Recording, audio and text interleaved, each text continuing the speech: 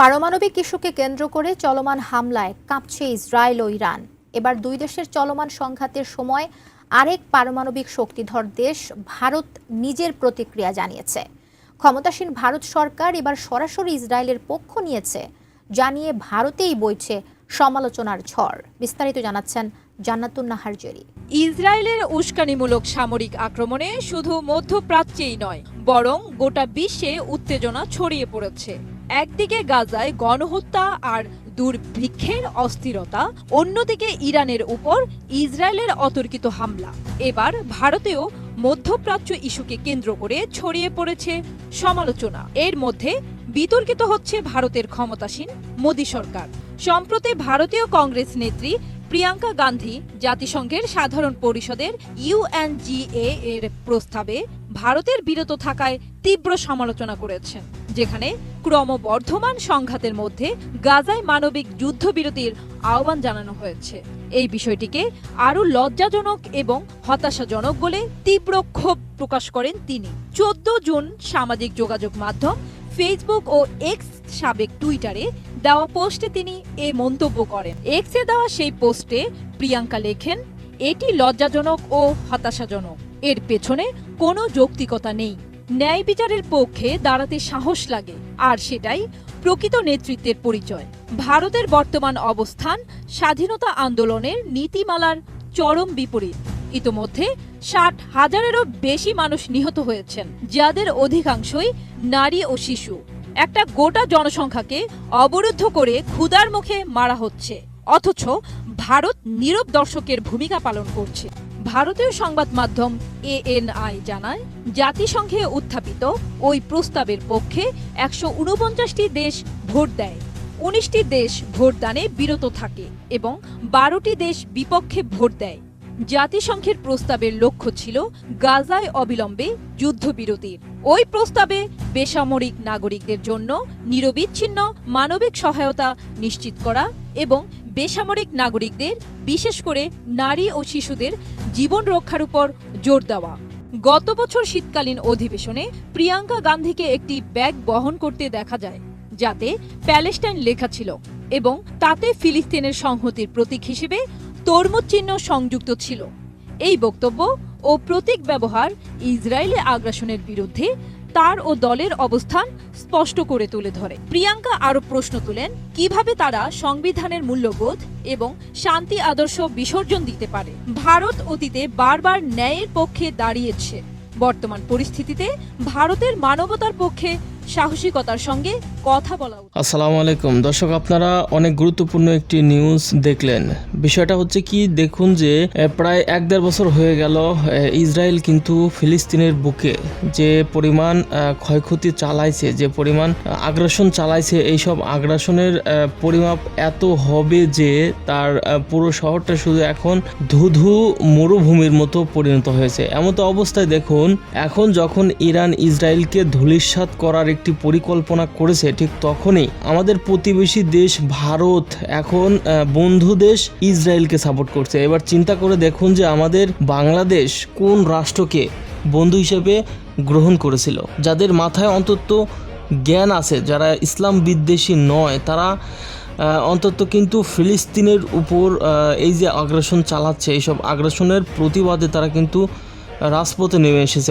অথচ বাংলাদেশের প্রতিবেশী দেশ ভারত হয়েও তিনি কিন্তু ফিলিস্তিনের পক্ষে নিতে পারে নাই এই গোমূত্রখোর নরেন্দ্র মোদী। তো দর্শক, চলুন আরও বিস্তারিত গভীরভাবে জানতে এখনই আমরা পাশে থাকা টিভি স্ক্রিনের পর্দায় চলে যাই। তবে তার আগে আপনাদের কাছে একটি ছোট্ট মাত্র অনুরোধ করে বলছে, আপনি যদি এখনো পর্যন্ত আমাদের এই চ্যানেলটি সাবস্ক্রাইব না করে থাকেন, তাহলে প্লিজ দয়া করে ভালোবেসে এখনই আমাদের এই চ্যানেলটি সাবস্ক্রাইব করে পাশে থাকা বেল আইকনটি বাজিয়ে দেবেন পরবর্তী আরও আলোচিত আপডেট সংবাদ পাওয়ার জন্য। মাত্র কিছুক্ষণ আগে আন্তর্জাতিক গণমাধ্যমগুলোতে এই সুখবর উড়ে এলো, বৃষ্টির মতন ঝাঁকে ঝাঁকে ক্ষেপণাস্ত্র এবং ড্রোন ছড়েছে ইরান। তবে বরাবরের মতন 5টা সিকিউরিটি ধাপ পার করে আসতে আসতে ইরান 100টা ছড়লে 10 থেকে 20টা হয়তো এদের জমিনে পড়ে। বাট যখন উড়ায় দেখতে ভাল লাগে যে একের পর এক যাচ্ছে। আর সবচেয়ে মজা লাগে একটা আওয়াজ, বুঝতেই পারছেন, আমারটা অনেকটা মানে অ্যাম্বুলেন্সের মতো হয়ে গেছে নাকি, আওয়াজটা হচ্ছে এর জন্য এরকম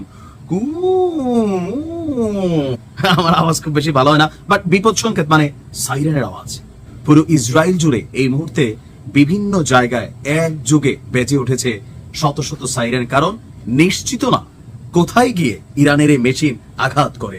তবে আমরা যখন এই ভিডিওটি রেকর্ড করছি তখন আপনার ইসরায়েলের সামরিক বাহিনীর পক্ষ থেকে যে বিবৃতি আসছে যে ইরান থেকে ঝাঁকে ঝাঁকে ক্ষেপণাস্ত্র ছোড়া হয়েছে আপনার ইসরায়েলের দিকে, বিশেষ করে টার্গেট হচ্ছে ইসরায়েলের উত্তরাঞ্চল। ইসরায়েলি সামরিক বাহিনীর বিবৃতিতে বলা হয়েছে ক্ষেপণাস্ত্র ছোড়ার পর ইসরায়েলের উত্তরাঞ্চলের বহু এলাকায় বাড়তি সতর্কতা জারি করা হয়েছে। জনগণকে নিরাপদ আশ্রয়ে সরে যাবারও নির্দেশনা দেওয়া হয়েছে। গতকালকে থেকে কিন্তু আমরা এই দৃশ্যপট দেখছি। নিজেদের নিরাপত্তার কথা মাথায় রেখে ইসরায়েলিদেরকে সামরিক এবং বৈজ্ঞানিক স্থাপনা দুইটা জায়গাকে টার্গেট করছে ইরান। সামরিক এবং বৈজ্ঞানিক স্থাপনা থেকে সরে যেতে বলছে ইরানের সশস্ত্র বাহিনী।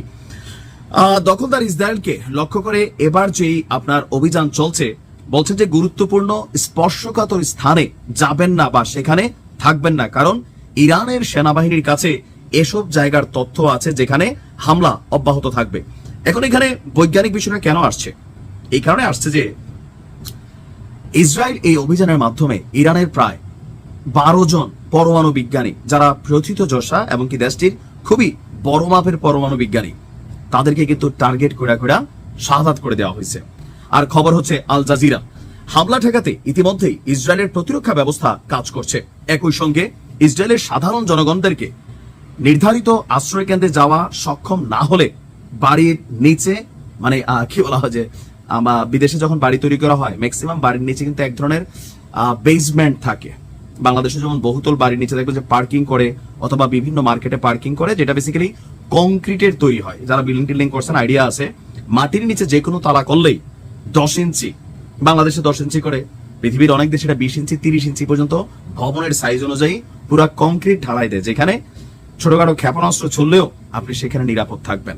তো ইসরায়েলের সেনাবাহিনীর বক্তব্য যে নাগরিকরা নির্দিষ্ট আশ্রয় কেন্দ্রে যেতে না পারলে যার যার বাড়ির বেসমেন্টে আশ্রয় নেবার জন্য এবং পরবর্তী নির্দেশ না দেওয়া পর্যন্ত সেখান থেকে যেন তারা বের না হয়। বলা হচ্ছে ইরানের রাষ্ট্রীয় television Islamic republic of Iran broadcasting এ যে অভিযান চালিয়েছে ইসরায়েল, তার পাল্টা জবাব হিসাবে আপনার এই ক্ষেপণাস্ত্র বৃষ্টি ছড়েছে।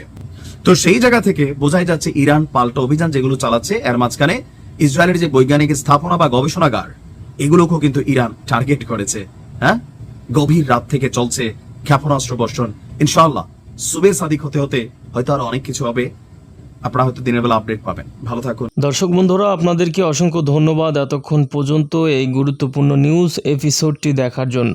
সেই সাথে আপনারা দেখলেন যে আমাদের প্রতিবেশী দেশ, বন্ধু রাষ্ট্র এই ভারত আসলে মুসলমানদেরকে ভালোবাসে না এবং মুসলমানদেরকে মন থেকে কখনোই তারা ভালোবাসবেও না।